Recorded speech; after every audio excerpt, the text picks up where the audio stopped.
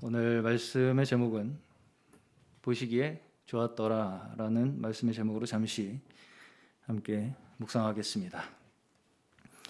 저번 주에는 창세기 1장의 첫 부분을 함께 살펴보았습니다. 기억나시죠?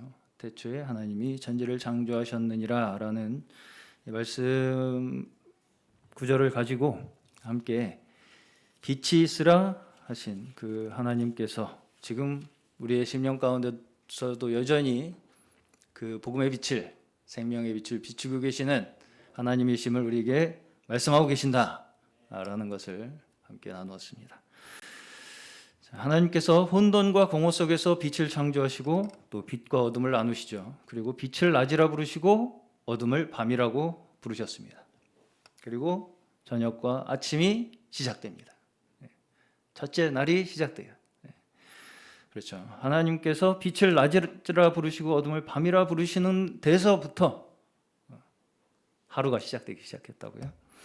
이 구절에 대해서 제가 이제 저번 주에도 지나가면서 말씀을 드린 내용이지만 우리가 많은 경우에 창조론적 관점, 창조론적인 관점에서 하나님께서 세상을 어떻게 창조하셨는가 이런 어떤 이 방법적인 측면으로 설명을 많이 하는 것을 들어보셨을 것입니다.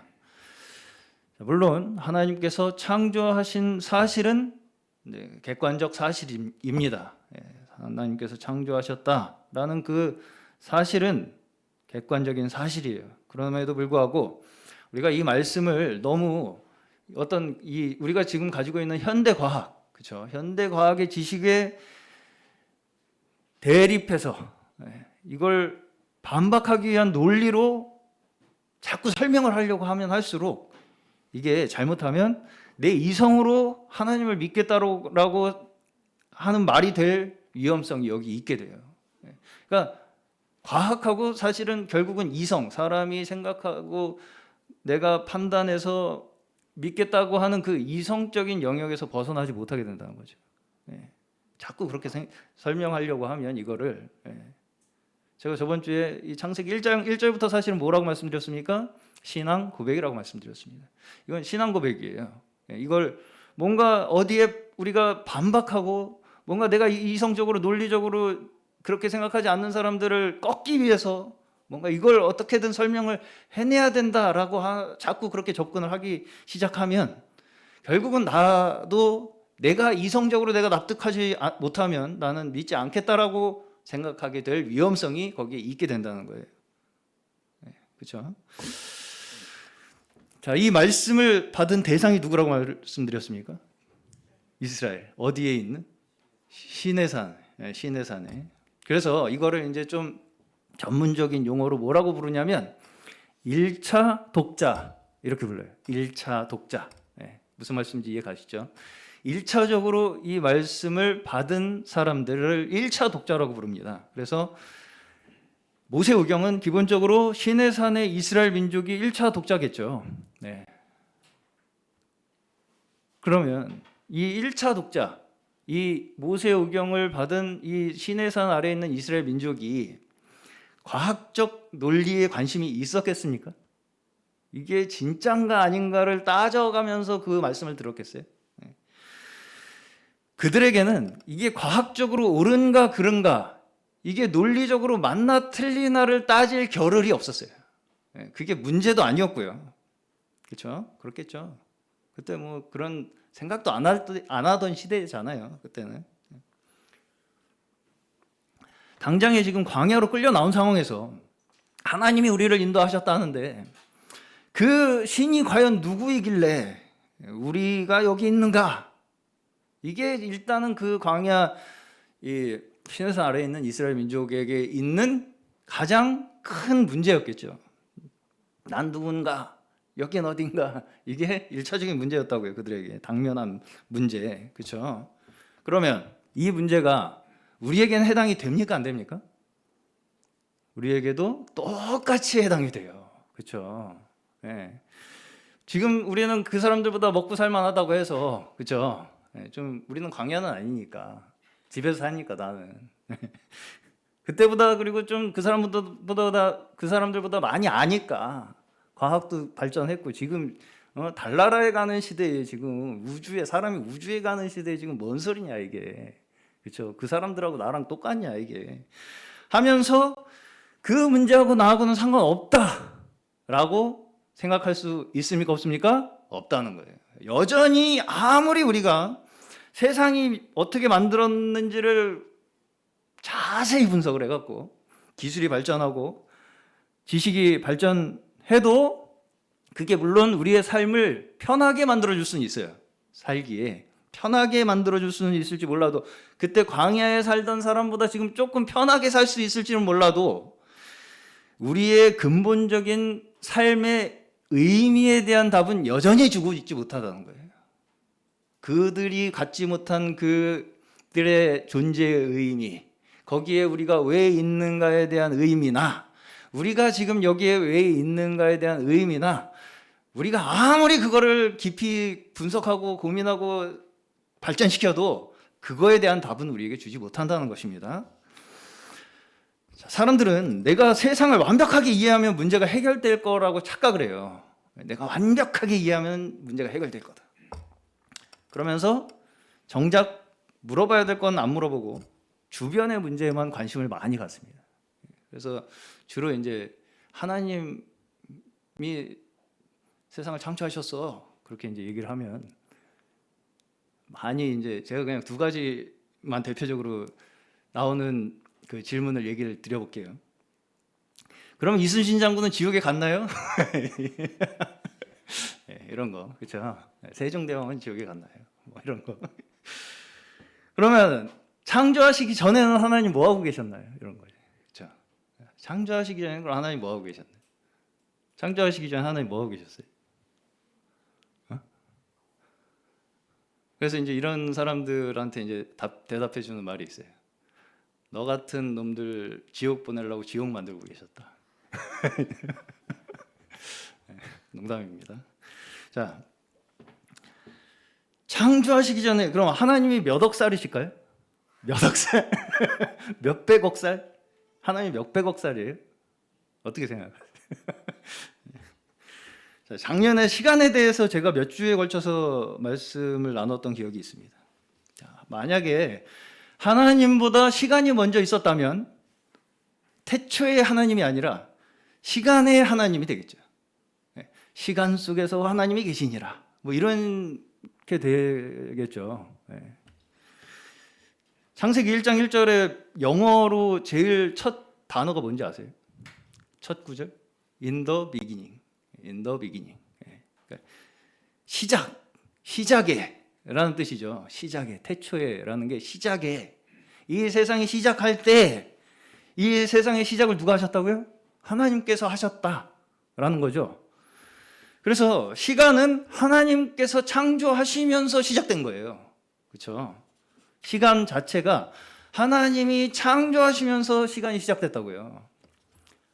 요한계시록에서는 하나님이 알파와 오메가요.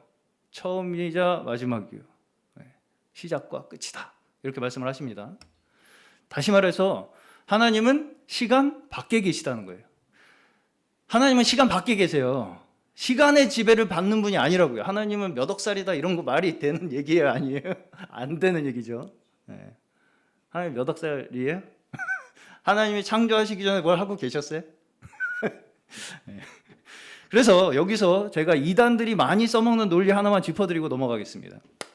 자, 이단들이 뭐라고 이제 이런 걸 이제 자기 생각대로 이제 해석을 하냐면 하나님이 창조해놨더니 이것들이 타락해갖고 구원하시려고 했더니 또 타락해갖고 또 구원하시려고 했더니 또 타락해갖고 이 잡것들이 계속 뒤집어 엎으신다 하나님이.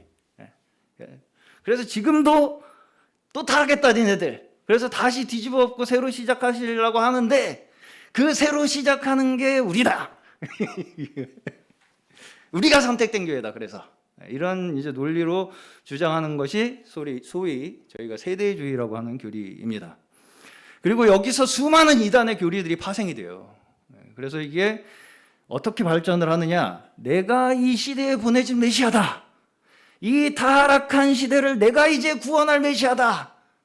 이런 말 하는데 가시면 안 됩니다. 가시지 마세요. 이런 조금 이런 비슷한 거로만 얘기만 해도 가시면 안 돼요. 우리가 바로 지금 이 시대의 뭐다 뭐 이런 거 들으시면 안 돼요. 이것이 이제 극단적으로 가면 예수의 구원도 실패했다 이렇게 가는 거예요. 예수의 구원도 실패했고 이제 나다. 이게 이제 메시아, 내가 메시아라고 논리를 만들어내는 겁니다. 그래서 이제 이 정도는 아니라 할지라도 예수의 십자가로는 충분하지 않다고 생각하는 거예요. 그래서 우리가 그 예수님이 완성하지 못한 구원을 우리가 이제 보충해서 메꿔야 된다. 이제 우리가 살면서 열심히. 이런 이제 생각은 이단뿐만 아니라 제가 계속해서 말씀드린 이 인본주의적 신앙이 가지고 있는 논리입니다. 결국은. 그래서 갈라디아서 2장 21절에서 사도 바울은 우리의 의가 우리의 행위에 의한 것이면 그리스도의 죽음이 헛되게 되는 것이다. 이렇게 말씀하죠. 우리의 의가 우리의 행위에 의한 것이면 그리스도의 죽음은 헛되게 되는 것이다. 조금이라도 내 의에 의해서 내가 의롭다고 생각하면 예수 그리스도의 십자가를 헛되게 만드는 거라는 거예요. 그게 조심해야겠죠. 굉장히 우리가 이 부분에 대해서 이렇게 자세히 주의해서 살펴봐야 할 필요가 있습니다. 다시 말해서 이것은 하나님을 사람의 수준으로 끌어내리는 거죠. 사람의 수준으로 우리가 시간 속에 제한이 돼 있다 보니까 하나님도 시간 속에서 이해를 할 수밖에 없는 거예요, 우리가. 그러니까 이렇게 했는데 실패했더니 또 실패해서 또 하시고 실패해서 또 하시고 막 이런 이제 우리 인간적인 관점에서 하나님을 끌어내려서 이해해 보겠다는 거예요, 나름대로. 이걸 성경에서 뭐라고 부릅니까? 우상이라고 부르는 거예요. 우상. 이걸 우상이라고 부르는 겁니다. 성경에서 말씀하시는 바는 세상 물질이 어떤 분자 구조가 어떻게 됐고 뭐 어떤 원리로 만들어졌는지 하는 지식을 알려주기 위한 목적으로 기록된 것이 아닙니다. 아니에요. 자, 사막에서 지금 죽을 지경에 처한 사람이 그 사람한테 가서 물이라는 게 있는데 말이야. 물이 H2 뭐예요? H2O라고 하는 분자 구조로 되어 있는데 말이야. 이거 먹으면 아주 시원해. 말하면 뺨싸대기 맞겠죠. 물을 줘서 마시게 하는 것이 그를 위한 것이죠. 그렇죠? 그 안다고 되는 게 아니잖아요. 그렇죠? 자, 우리가 이 세계를 살아가면서 우리가 이 하나님께서 주신 만물을 속에서 살아가면서 우리가 할 수 있는 건 뭐냐면 주어진 것을 경작하면서 살아가는 것밖에 못해요. 그렇죠? 주어진 것을 경작하면서 살아가는 것에서밖에 못하지 그거를 우리가 어떻게 만들어내는 것에 대한 것을 우리가 이해할 수는 없다. 만들어져 있는 걸 어떻게 경작해서 좀 우리가 편하게 살아볼까는 할 수 있어도 그죠? 그걸 우리가 만들어내 보겠다라는 것은 우리가 할 수 있는 분야가 아니다 라는 것이 성경에서 하신 말씀이에요. 이해가시죠? 인간이 아무리 많은 걸 알아낸다 할지라도 그래서 세계가 우리에게 의미하는 것은 무엇이냐라는 문제는 해결해 주지 못합니다. 이 세계가 우리에게 어떤 의미를 갖는가는 아무리 우리가 지식이 발전하고 기술이 발전해도 그 질문에 대해서는 우리에게 답을 주지 못한다고요. 그리고 이것을 근본적으로 설명해 주는 것이 뭐라고요? 태초에 하나님이 천지를 창조하시니라. 이것이 인생을 부여받아서 살아가는 우리 피조물로서 우리의 존재에 대한 가장 근원적이고 종합적인 포괄적인 믿음의 고백입니다. 내가 피조물로서 내가 인생을 부여받은 사람으로서 나의 존재의 근원에 대한 가장 근본적인 믿음의 고백이 태초에 하나님이 천지를 창조하셨다는 믿음의 고백이라고요. 이것이 우리의 믿음의 고백이 되시길 바랍니다. 예. 그리고 2절에서부터 이제 혼돈과 흑암에서 빛을 창조하시고 빛과 어둠을 나누시고 빛을 낮이라 하시고 어둠을 밤이라고 하시죠. 낮과 밤을 만드신 분도 누구예요? 하나님이시죠. 맞죠? 낮과 밤을 만드신 것도 하나님이시죠. 자, 근데 이제 우리가 여기서 하나 의문이 드는 게 있을 수가 있어요.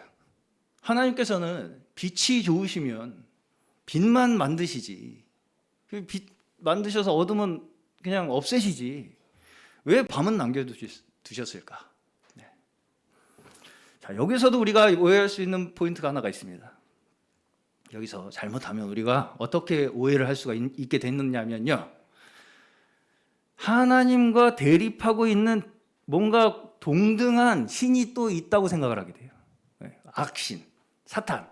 네. 그래서 사탄이 하나님한테 대들 만한 힘이 있어갖고 하나님이 어쩔 수 없이 빛을 창조하셨음에도 불구하고 어둠을 못 없애신 거야. 그래갖고 쩔쩔매셔 막 사탄한테 막 낮은 내가 주관할 텐데 밤은 네가 해. 응? 이런 식으로. 착각입니다. 그렇죠? 빛은 낮이라 칭하시고 어둠은 밤이라 칭하시고 해가 낮을 주관하게 하시고 달은 밤을 주관하게 하신 게 누구예요? 하나님이시잖아요.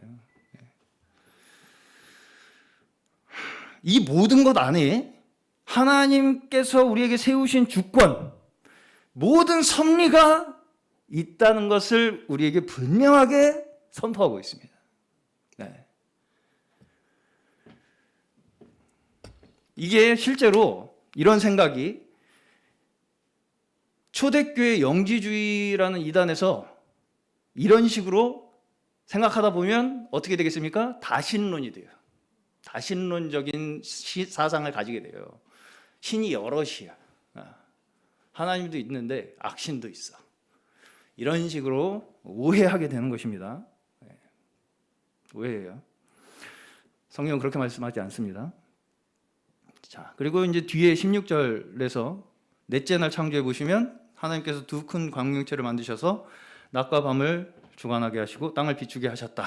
이렇게 말씀하시죠. 자, 결국은 이 모든 창조의 섭리가 뭘 향하고 있다고 우리가 이제 어느 정도 어렴풋이 느끼게 됩니까? 하나님의 구속 사역을 위해서 태초부터 하나님께서 계획하신 뜻에 의해서 창조부터 시작되고 있다는 것을 우리가 알 수가 있는 거예요. 하나님의 구속 사역이, 그렇죠? 하나님께서 하나님의 백성들을 하나님의 백성 삼으시는 그 구속 사역이 창조에서부터 이미 이루어지고 있다고요. 지금 이 말씀을 듣는 1차 독자들, 시내산에 모여있는 이스라엘 민족들이 이 창세기를 들을 때 뭐가 가장 충격적이었겠습니까? 이 창세기를 들을 때 가장 충격적인 부분. 자, 출애굽기 3장에 보시면 모세를 하나님께서 처음 부르십니다. 그런 장면이 나와요. 출애굽기 3장에 보시면. 거기서 모세가 하나님께 뭘 물어보는지 아시나요? 네. 누가 이름을 물어보죠. 사람들이 당신의 이름이 뭐냐고 물어보면 제가 뭐라고 대답해야 됩니까? 네. 모세가 하나님께 아뢰었다. 제가 이스라엘 자손에게 가서 너희 조상의 하나님께서 나를 너에게 보내셨다라고 말하면 그들이 저에게 그의 이름이 무엇이냐 하고 물을 터인데 제가 그들에게 무엇이라고 대답해야 합니까? 하나님이 모세에게 대답하셨다. 나는 곧 나다. 나는 곧 나다. 너는 이스라엘 자손에게 이르기를 나라고 하는 분이 너를 그들에게 보냈다고 하여라.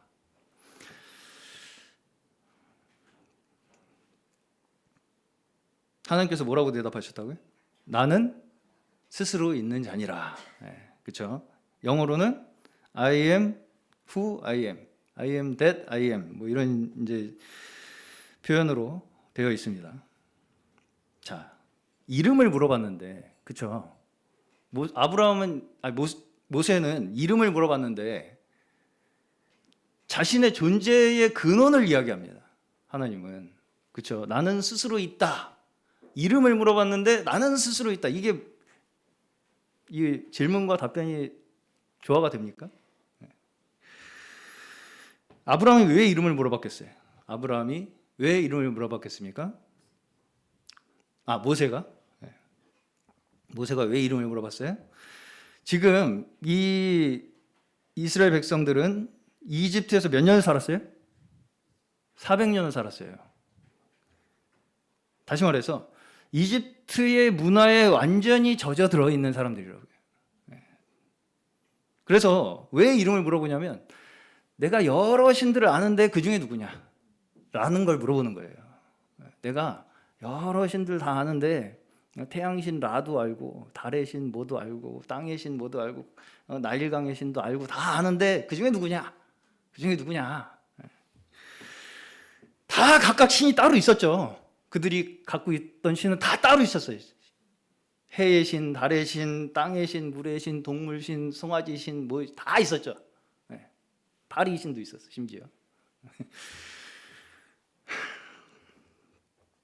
그런 피조물들을 신으로 만들어서 섬기고 있었죠. 피조물들을 신으로 만들어 섬기고 있었어요. 우상으로. 그러면 그들의 이름을 누가 만들어줬어요? 사람들이 만들었죠. 사람들이. 그 신들의 이름을 사람이 만들었잖아요. 이름이란 건 누군가가 붙여주는 거죠. 누가 있어야지 붙여주는 거죠. 이름은. 이름을 붙여준다는 것은 이미 그가 근원이 아니라는 얘기예요. 그렇죠? 이름이 있다는 건 이미 그는 근원이 아니라는 얘기예요. 자, 이러한 상황에 이 우상에 대한 생각을 뿌리째 뽑아버리는 것이 여기 창세기의 창조 사건입니다. 너희들이 섬기는 해와 달, 별들, 땅과 바다, 땅에 있는 모든 것들, 바다의 생물들 모두가 다 뭐라고요? 하나님께서 만드신 피조물들이라고요. 이 우상들의 정체를 드러내는 그 선포가 담긴 신앙 고백이 창세기의 창조 사건입니다. 이 사람들이 지금 1차 독자들인 이스라엘 백성들이 이 이야기를 들었을 때 이게 다 만들어진 거라고? 라는 충격을 받게 된다고요. 나는 그것들이 다 각각의 신들인 줄 알았더니 그 모든 것들의 근원이 있다고? 라는 충격이 지금 그들에게 있는 거라고요. 자, 그럼 우리는 다릅니까? 우리는 달라요. 우리도 눈앞에 있는 것이 다인 것처럼 그걸 섬기고 살아갑니까? 안 살아갑니까? 자, 이게 사실은 우리가 이집트에서 해를 숭배하고 달을 숭배하고 강을 숭배하고 송아지 숭배하는 거하고 다르지 않아요. 우리 눈앞에 있는 걸 쫓아서 그게 다인 것처럼 살아가는 우리의 삶이나 이집트에서 해를 숭배하고 강을 숭배하고 일월성신 피조물을 우상으로 만들어 신으로 만들어 섬기는 삶이나 같다고요? 다르다고요? 같다고요. 자, 그럼에도 불구하고 성경은 뭐라고 말씀하신다고요? 이 모든 것을 우리를 위해서 하나님께서 마련하신 것이다. 이 모든 것을 우리를 위해서 그걸 우리가 섬기고 살아가는 게 아니라 하나님께서 우리를 위해서 먼저 마련해 주신 거라고. 자, 창조하시고 나서 보시기에 좋았다라고 계속 반복되죠. 보시기에 좋았더라. 보시기에 좋았더라. 하나님이 보시기에 좋았더라. 자, 하나님 뭐 때문에 좋으셨겠습니까? 만들어 놓으시니까 아주 감상하기에 좋아서 아주 내가 정원을 잘 만들었네 아주. 그래서 보기가 좋으셨겠습니까? 거기에 우리를 살게 하실 것을 생각하시니 보기에 좋으셨던 거예요. 거기에 사람을 만들어서 거기서 사람이 아주 하나님과 같이 행복하게 기쁘게 즐겁게 살 것을 생각하시니까 기쁘신 거예요.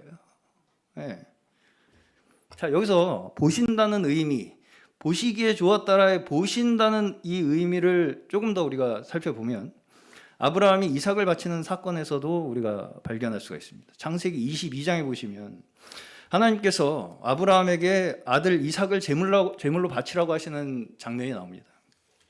잠시 읽어드릴게요.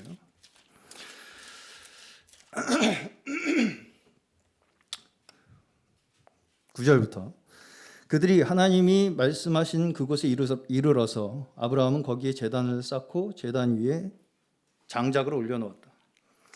그런 다음에 제 자식 이삭을 묶어서 제단 장작 위에 올려놓았다. 그는 손에 칼을 들고서 아들을 잡으려고 하였다. 그때 주님의 천사가 하늘에서 아브라함아 아브라함아 하고 그를 불렀다. 아브라함이 대답하였다. 예, 여기 있습니다. 천사가 말하였다. 그 아이에게 손을 대지 말아라. 그 아이에게 아무 일도 하지 말아라. 내가 너의 아들, 너의 외아들까지도 나에게 아끼지 아니하니 내가 하나님 두려워하는 줄을 내가 이제 알았다. 아브라함이 고개를 들고 살펴보니 숲풀 속에 수장 한 마리가 있는데 그 뿔이 숲풀에 걸려 있었다. 가서 그 순양을 잡아다가 아들 대신에 그것으로 번제를 드렸다.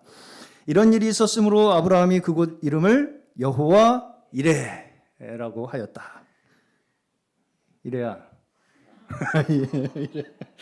오늘날까지도 사람들은 주님의 산에서 준비될 것이다 말을 한다.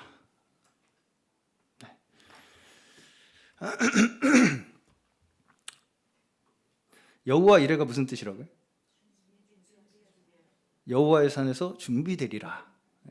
여호와께서 준비하시리라. 자, 여기서 이레라는 말의 원어, 이레 아버지 잘 들으세요. 이레라는 말의 원어가 뭐냐면 첫 번째가 본다는 뜻이에요. 본다, 감찰하신다. 다시 말해서 여호와께서 준비하신다는 것은 하나님께서 우리를 보고 계신다는 거예요. 보고 계신다. 우리를 감찰하고 계신다. 그래서 준비하신다. 우리를 위해서 모든 것을 다 준비해 놓고 계신다. 하나님께서 아브라함의 행동을 면밀히 보시면서 다 준비해 놓고 계셨다는 거예요. 그렇죠? 자, 우리는 아브라함이 이제 이삭을 바치는 이 사건을 보면서 이거 하나님 너무하신 거 아니냐? 이거 어떻게 아들을 잡냐? 이거 아들을 잡으라고 하냐? 어떻게? 그렇게 생각합니다. 너무 잔인하다. 그러나 여기서 하나님께서 자, 이삭이 죽을 가능성이 있습니까? 없습니까? 이 사건에서. 아브라함이 불순종해도 안 죽고요. 순종해도 안 죽습니다. 그렇죠? 하나님이 이삭을 죽이라고 시키신 거예요? 아니죠. 아니죠. 우리는 근데 여기서 굉장히 착각을 많이 해요. 그렇죠? 죽여! 라고 명령하신 것처럼 듣는다고요.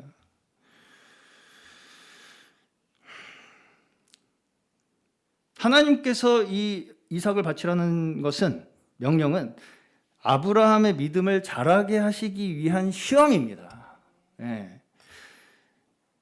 어떤 선택을 했다 해도 이삭은 안 죽어요. 그렇죠? 이삭이 죽을 일은 없습니다. 없어요. 그렇죠?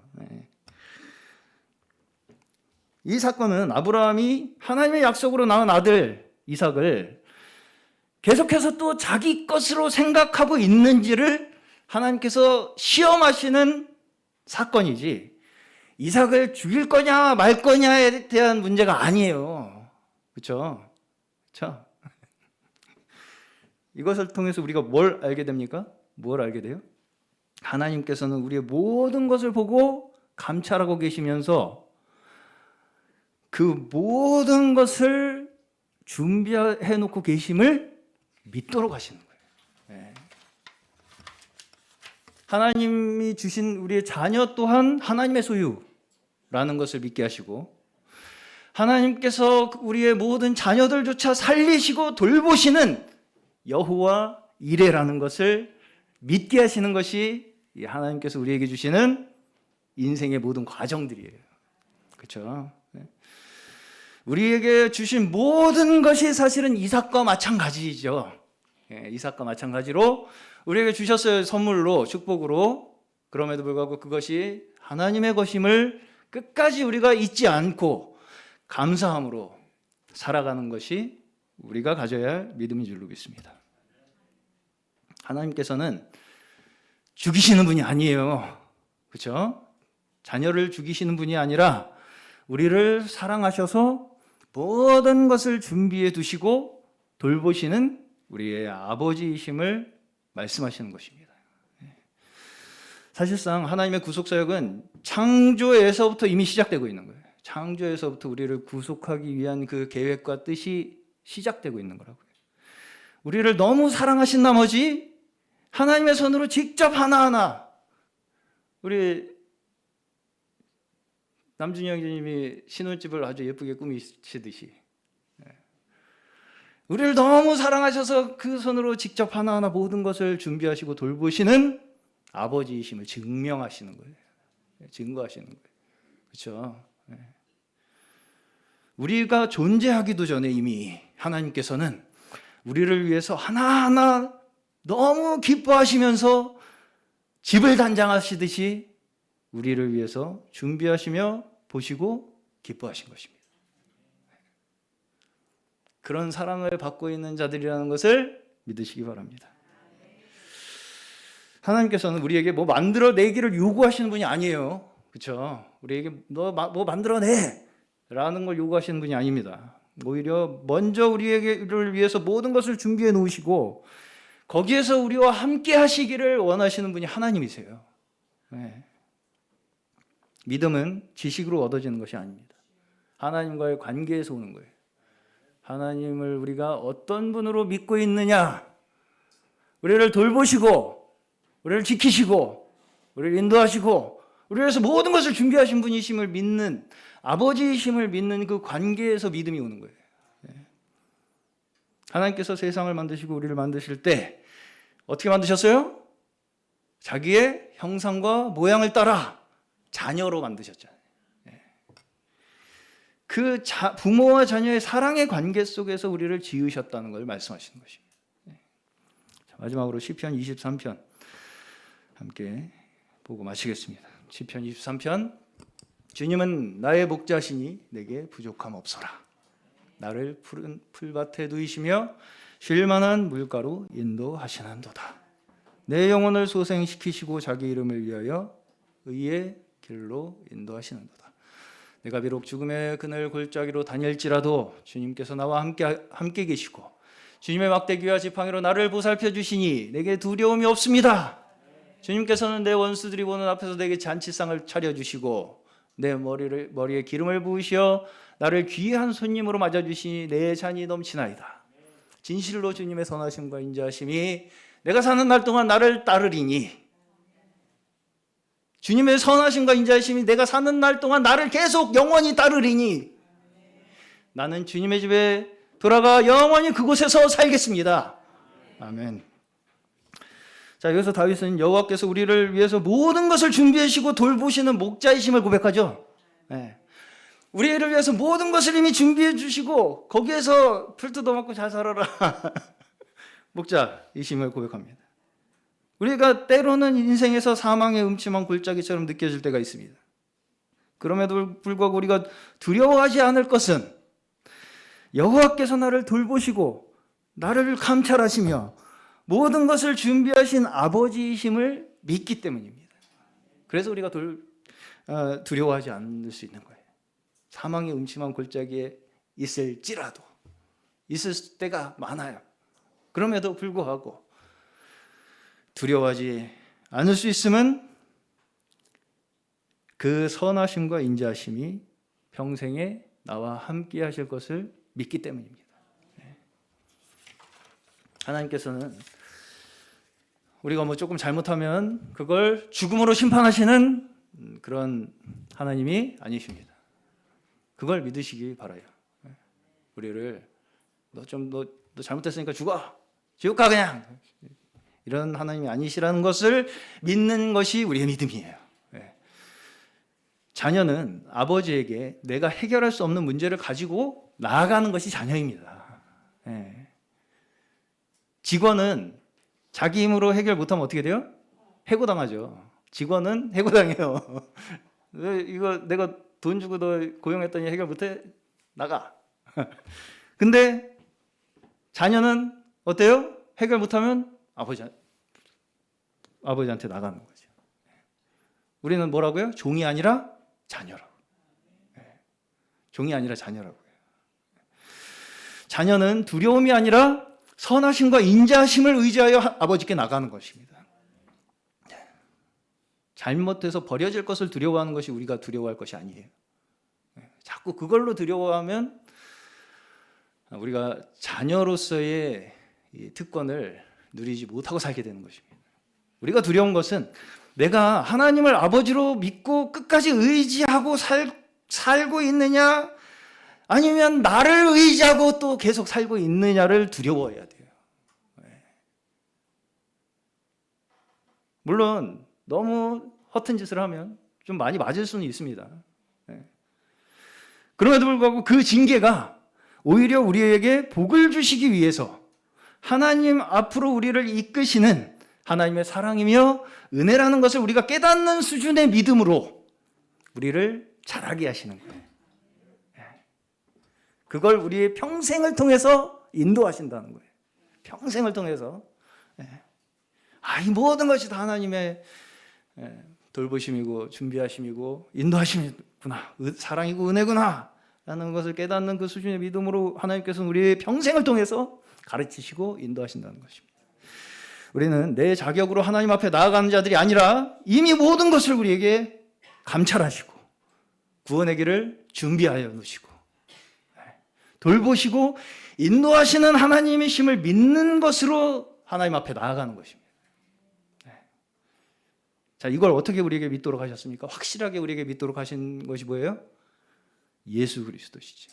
창조를 통해서 우리에게 보이셨을 뿐 아니라 예수 그리스도를 우리에게 보내셔서 구원의 하나님이심을 확실하게 우리에게 증거하신 거예요.